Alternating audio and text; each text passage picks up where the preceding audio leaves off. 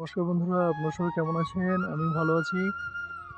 তো বন্ধুরা, পার্ট 2 যে ভিডিওটি সেটা কিন্তু আমি আমার ইউটিউব চ্যানেলে আপলোড করে দিয়েছি।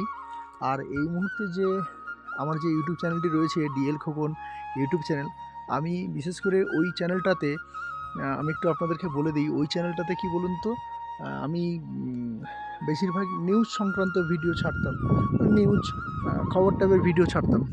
তো যেহেতু আমি এই মুহূর্তে বাড়িতে নেই, সেই মুহূর্তে মানে এই জন্য আমি ওই নিউজ ভিডিওগুলো মানে তৈরি করার সময় পাচ্ছি না।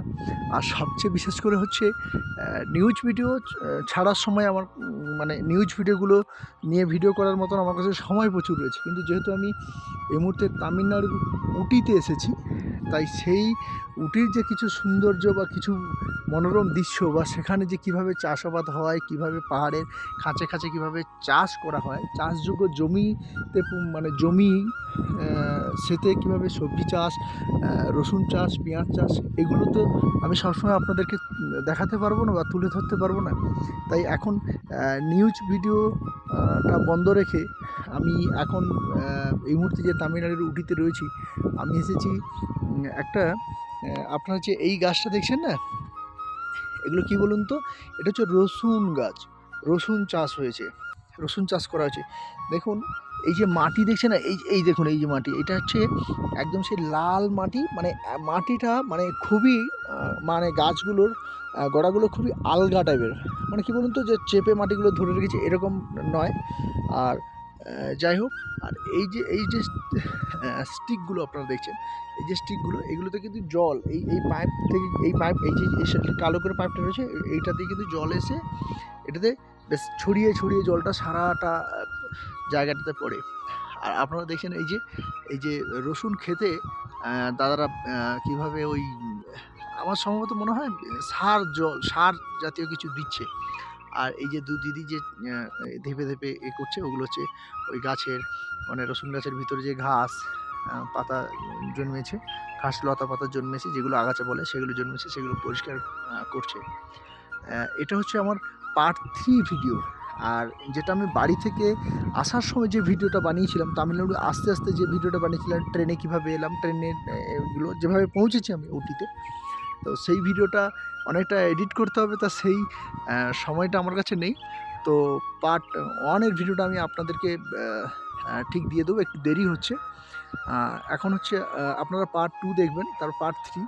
আর পার্ট 1 এরটা হয়তো আপনারা বলবেন যে 1 টা কোথায়, আমি কীভাবে উটিতে এলাম সেটা কেন তুলে ধরিনি। তো সেটা কিন্তু তুলে ধরিনি এই কারণে যে আমি এডিট করার সময় পাইনি, সেটা একটু এডিট করতে হবে বিভিন্ন জায়গা থেকে। তো আগে প্রথম আমি বাড়ি থেকে বেরিয়েছি, তারপরে সালেমা থেকে গিয়ে আবার গিয়ে ট্রেন ধরে তামিলনাড়ু, মানে 2-3টে ট্রেন পেরিয়ে ফিরে এসেছি। তার অনেকটা লম্বা ভিডিও হয়ে গেছে। এতটা ভিডিও তো আপনারা ধৈর্য ধরে দেখবেন না, তাই যেগুলো মেন আমি সেটা দেওয়ার চেষ্টা করব। যাই হোক, সেটা পার্ট 1 এর ভিডিওটা কিন্তু আমি এখনও ছাড়িনি। তো পার্ট 2 র ভিডিও ছেড়ে দিয়েছি। আর পার্ট 3 যেটা ভিডিও আমি বানাচ্ছি, সেটা কিন্তু এই রসুন চাষ বা যে এটা দেখুন, এই যে বিল্ডিংটা দেখছেন, এটা হচ্ছে মালিক, মানে এই যে এটা পুরো 100 একর জায়গা, 100 একর জায়গা এটা মালিক কিনেছে। আর সেই মালিকের যে দেখাশোনা করে আমার মামা ম্যানেজার। তো সেই মামা সেই সাইটে নিয়ে এসে যে কীভাবে সবজি চাষ হয় বা খেতি চাষ হয়, হ্যাঁ, সেটা দেখানোর জন্যে। এটা দেখছেন না, এটা একটা রিসর্ট তৈরি হয়েছে, ছোটো একটা গেস্ট হাউস টাইপের। তো খুব সুন্দর, এটা তৈরি হচ্ছে। আর আপনারা হয়তো ভাবছেন যে আমি আপনাদেরকে একটা কথা বলে দিই বন্ধুরা, যে এই যে পাইপটা ধরুন, এই যে কালো পাইপটা, এই ক্ষেত্রে জল আসছে কোথা থেকে? এখানে কি জলাশয় রয়েছে? এখানে কি কোনো নদী রয়েছে? না, এখানে কোনো নদী নেই, কোনো জলাশয় নেই। দেখুন আমি আপনাকে দেখাই আপনাদেরকে, ওই দেখুন ওই যে একটা কালো মোটা পাইপ দেখছেন না, ওই কালো মোটা পাইপ একদম উপরে চলে গেছে, একদম একদম উপরে চলে গেছে। ওইখানে ঝর্নার জল আছে।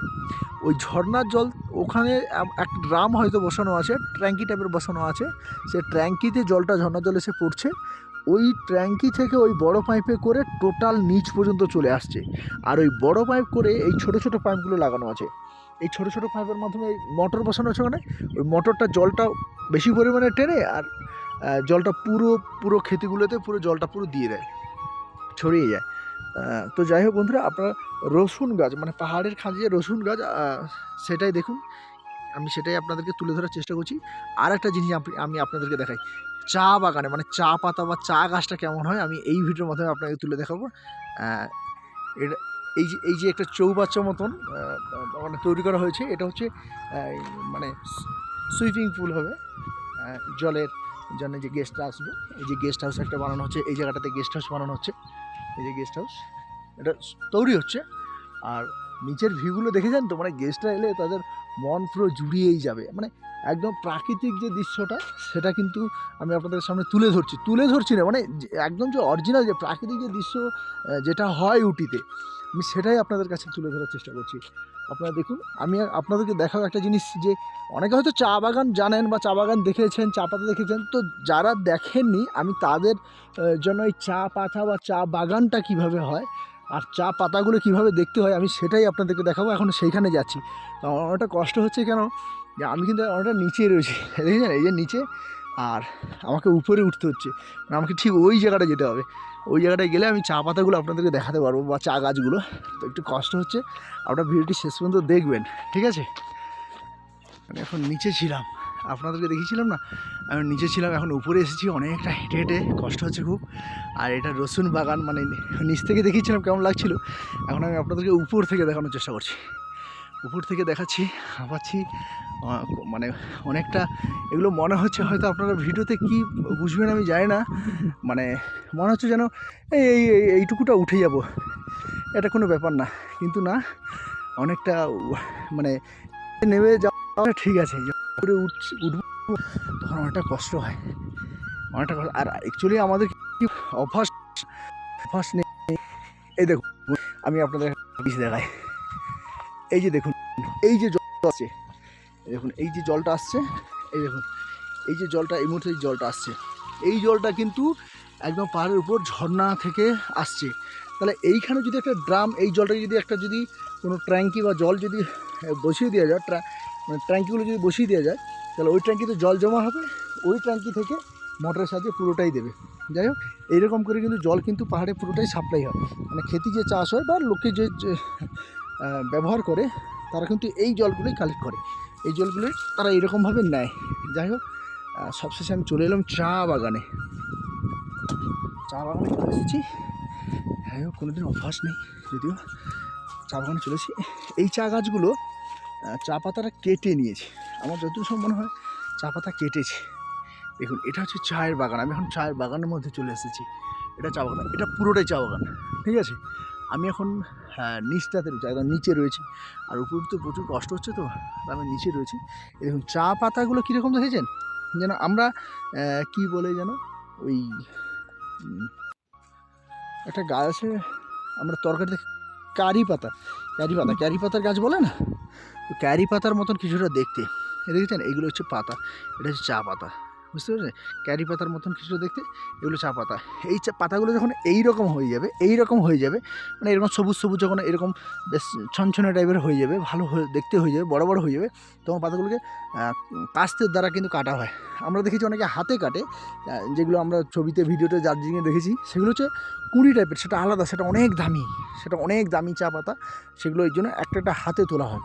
আর এগুলো এতটা দামি হয় না যদিও, আর এটা জাস্ট চা পাতা, এটা কিন্তু ওই এতে কাটা হয়, দা দিয়ে, মানে কাস্তে দিয়ে কাটা হয়, আমরা বাঙালিতে দা বলি, যাই হোক যে যেটা ভাববেন। আর বাঙালির ছেলে তো অনেক, গ্রামের ছেলে, গ্রামের ভাষা অনেক সময় বলে দিই। তো